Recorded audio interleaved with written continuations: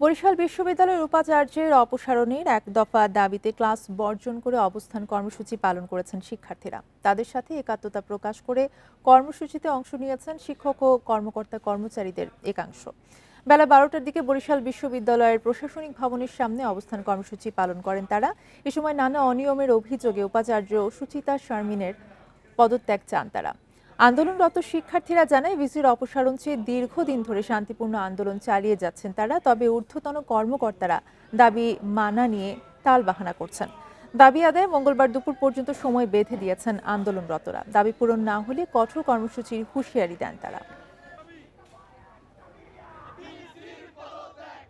আমাদের দেয়ালে পিঠ থেকে গেছে, আমরা এক দফা দাবিতে দাঁড়িয়েছি। আমাদের এক দফা দাবি হচ্ছে ভিসিকে অপসারণ করতে হবে। এখানে আমাদের শিক্ষকরা যোগ দিয়েছেন, কর্মকর্তা কর্মচারী সবাই স্বতঃস্ফূর্তভাবে যোগ দিয়ে আজকে বিশ্ববিদ্যালয়ে ঐক্যবদ্ধভাবে এক দফা দাবিতে আমরা আপসহীন এটা প্রমাণ করে দিয়েছি।